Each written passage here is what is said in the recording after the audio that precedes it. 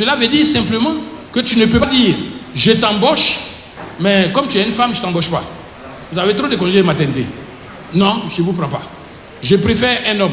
C'est une discrimination par rapport au genre, parce que c'est une femme ou alors c'est un homme.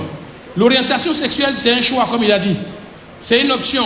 Et c'est quelque chose que vous avez choisi. C'est une pratique.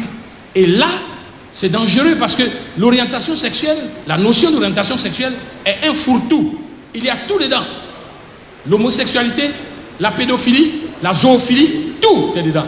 Et on nous dit que si vous discriminez quelqu'un qui lui-même a confessé être un homosexuel, alors vous l'aurez discriminé. Et vous êtes passible de poursuites et de condamnation, 1 an à 2 ans de prison, 500 à 2 millions d'amendes.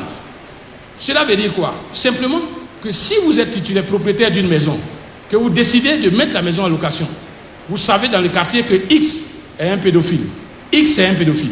Il se présente à vous, dans votre cour commune où il y a plein d'enfants, il veut prendre cette maison en location. Vous percevez le danger. Vous décidez de ne pas lui donner, vous lui signifiez. Vous êtes pédophile, je ne peux pas vous donner ma maison en location. Il va devant le juge. Et parce qu'on a mis orientation sexuelle dans le texte, ce texte remonte au niveau des normes qui sont acceptées par le droit.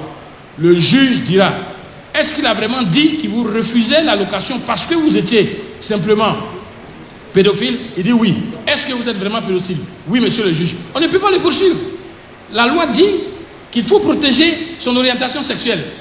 Que le discriminer, c'est une faute. Alors le juge vous condamnera pour n'avoir pas donné cette maison en location à celui que vous connaissez comme un pédophile par rapport à vos enfants à 1 an de prison ou 2 ans de prison, 500 000 ou 200 000 francs d'amende.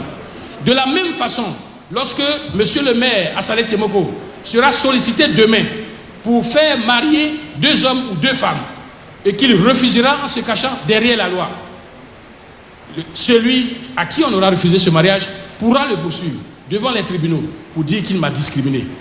La loi, celle-là, ce n'est pas une question de RHTP, de PDCI ou bien autre chose. C'est de savoir simplement que la matrice essentielle de ce qui nous fait vivre ensemble, qui est la conscience commune de tous les Ivoiriens, dans notre identité profonde, se trouve perturbée par une notion qui est floue et qu'on veut nous imposer.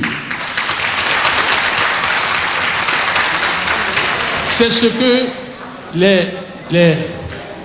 que nous avons perçu dans cette commission.